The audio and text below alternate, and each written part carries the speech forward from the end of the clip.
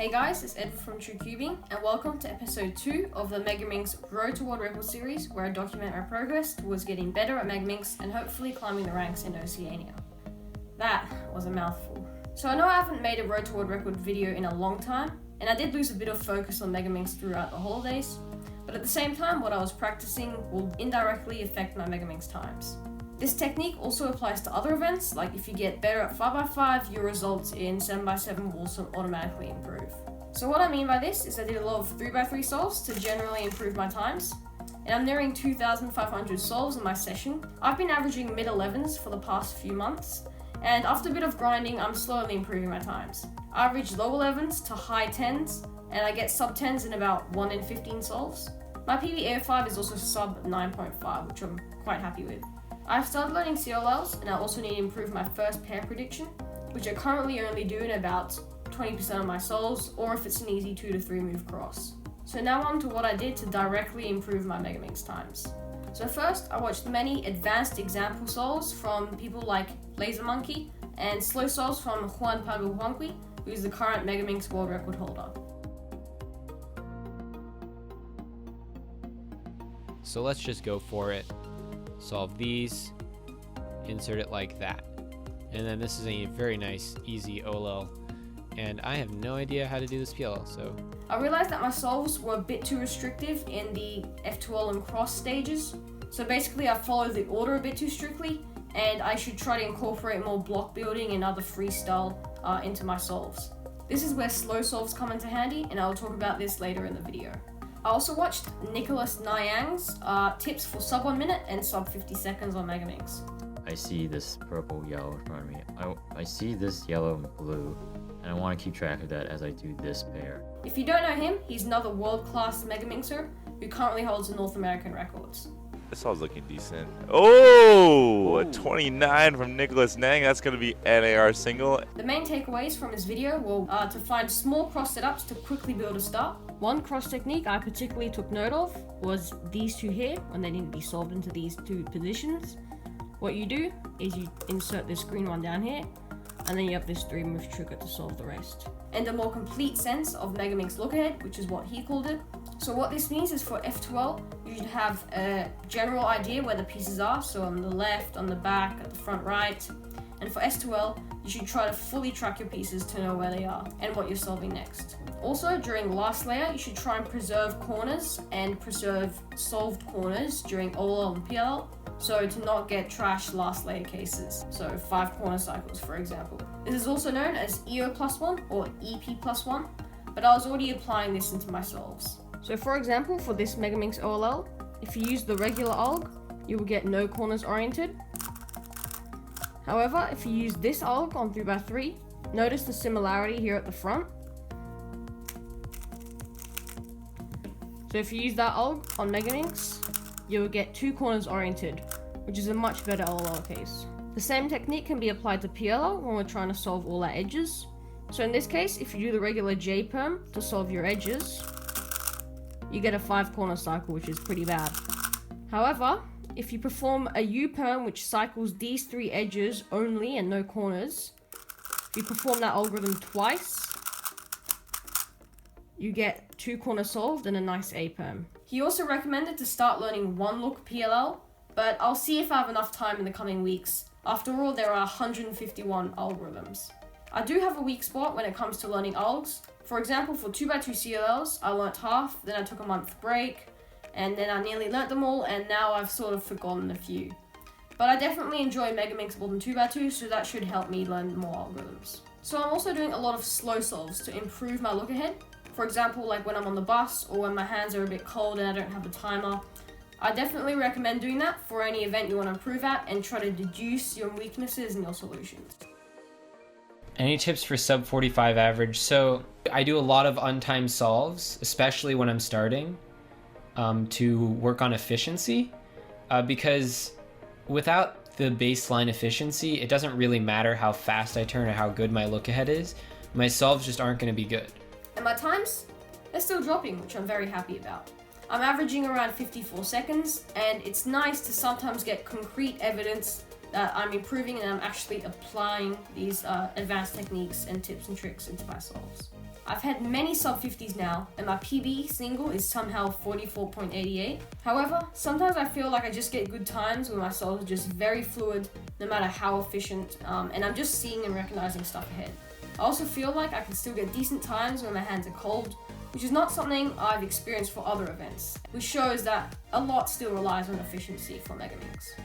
Here's an 805 to show where I'm currently at.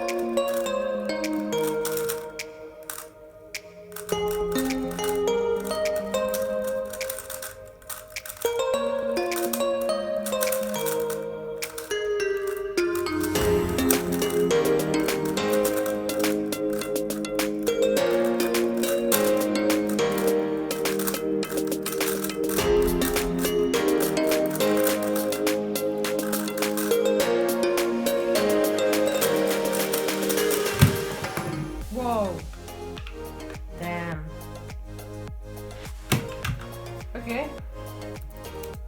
48 seconds solved.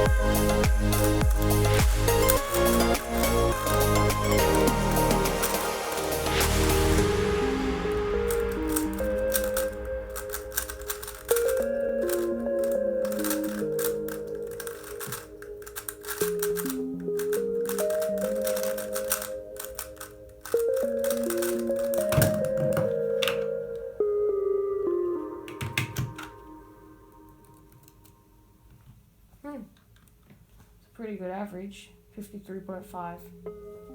Nice. So that was my progress in Megaminx on the past month. Remember, if you want to improve at something, the main thing you need to have is confidence and perseverance. If you tell yourself you're going to improve and you work hard towards your goal, it will be achieved. And even I'm not going to pretend that I don't struggle to keep up motivation. And I'm sure we all do too. Just work hard through the hard times and get stronger out of it. Otherwise, like and subscribe. That would really help us out. And have a great day. We'll see you in our next video.